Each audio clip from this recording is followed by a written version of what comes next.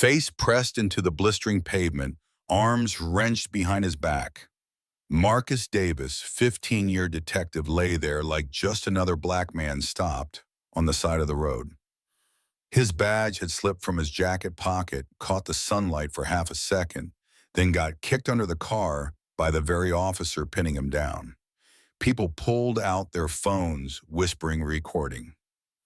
And Marcus just stared at the ground, telling himself, "Don't flinch. Don't give them the satisfaction."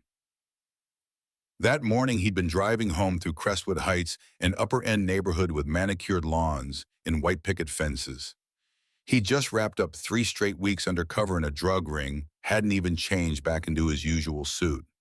Jeans, button-up shirt, hair a little too grown out, he looked nothing like the sharp detective who usually walked the halls of the precinct.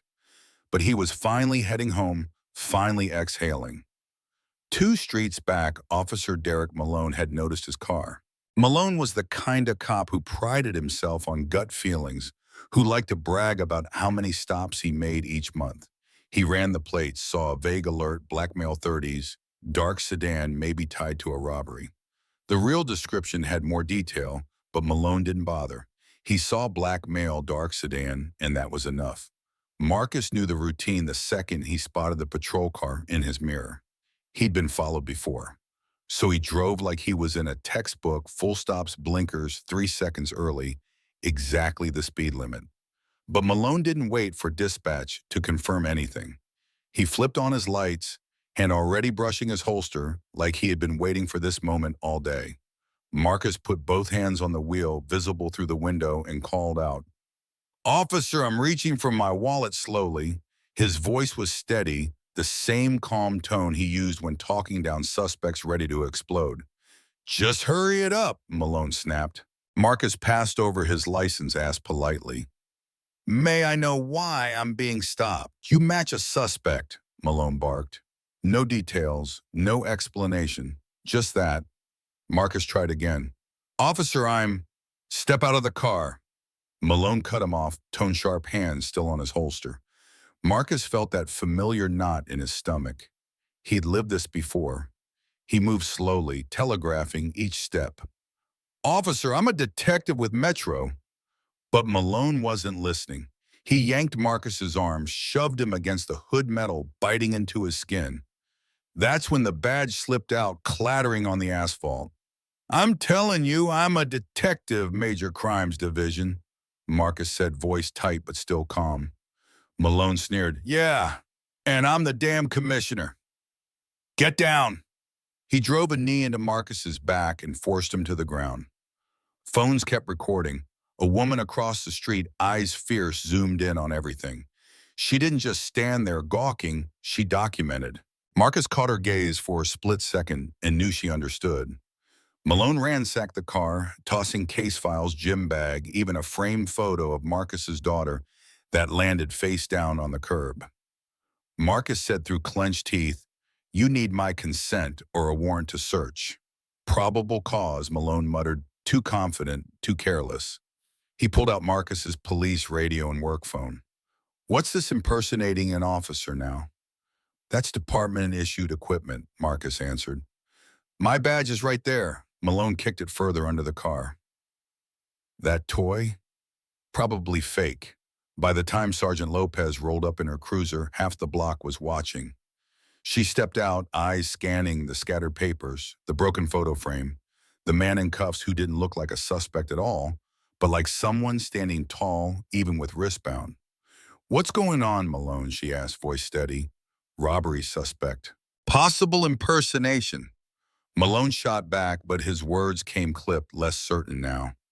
"Sir, your name?" Lopez asked Marcus directly. "Detective Marcus Davis, Major Crimes Division. Badge 4172. His tone was firm, carrying authority that couldn't be faked. Lopez's face shifted instantly. Malone uncuffed him. "Now, but Sarge." Now the cuffs snapped open. Marcus rubbed his wrist, skin already red and raw. He didn't look at Malone. He spoke only to Lopez. "I'd like the incident number for this stop." Malone's face drained of color. He stammered, Look, it was a misunderstanding. This conversation is between me and your supervisor, Marcus said coldly. That night, Marcus made 2 calls. First to his captain, giving a clinical account time location officer name everything. Second to his best friend, a civil rights attorney, Leon. It happened again, Marcus said, voice calm but steel-edged. This time we've got witnesses, recordings, and a dash cam. By morning, the whole department knew. Whispers followed Marcus down the hallway. Some officers nodded in respect. Others looked away, uncomfortable. Across town, Malone sat in his lieutenant's office, sweat dripping, despite the air conditioning. He tried to claim it was a routine stop, that he followed procedure, but the dash cam didn't lie. And his body cam, well, it had been muted at just the wrong moment. Marcus filed an official complaint, every detail precise like an investigation report. What Malone didn't know, Marcus wasn't just any detective. He'd been assigned for months to the Justice and Accountability Task Force, a joint program with the DOJ investigating misconduct inside their own department.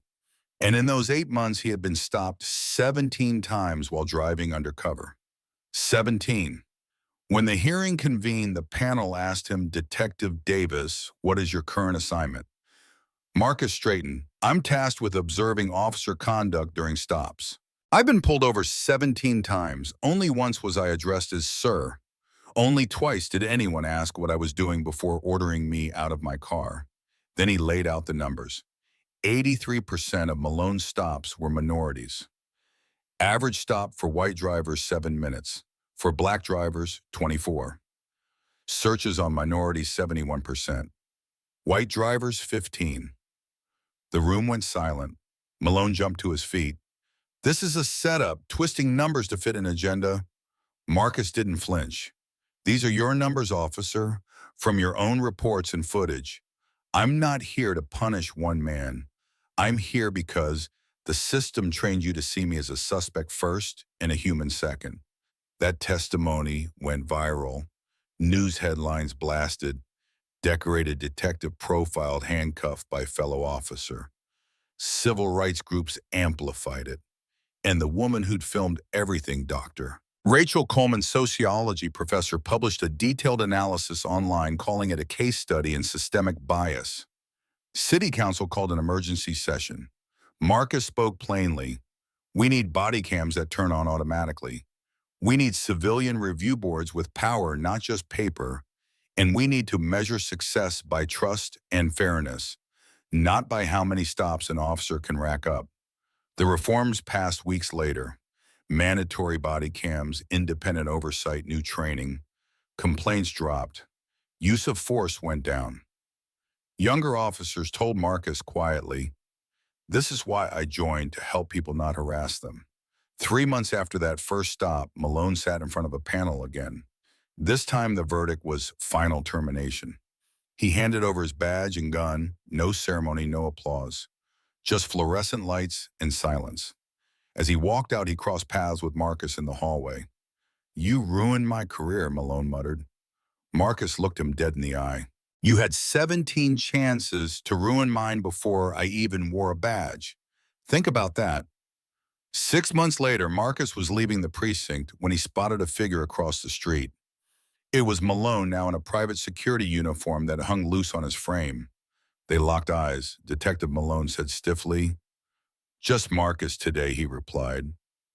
There was a long pause, city noise filling the space. Finally, Malone spoke.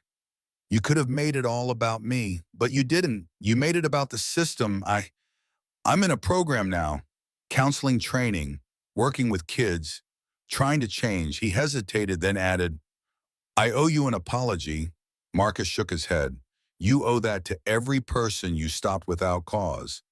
I'm just the one who had the power to make it matter. They parted without ceremony, not friends, but no longer enemies. Just 2 men recognizing what had been broken. That night, Marcus walked past the framed commendations on his wall and paused at a cracked photo of his daughter, the same one Malone had tossed in the street. He ran his finger along the frame, then over his badge. The badge hadn't saved him that day, but it gave him the platform to fight for everyone else who didn't have one. And maybe that's the real question for us now. Should it really take a badge for someone to be treated with dignity and respect? Or do we finally demand a system that sees people before suspicion? Tell me what you think. Should Officer Malone have been fired, or was he just another product of broken training? And have you ever seen someone judged unfairly just because of how they looked? Share your story in the comments. I'll be reading every one. And don't forget to subscribe if you believe stories like this deserve to be told.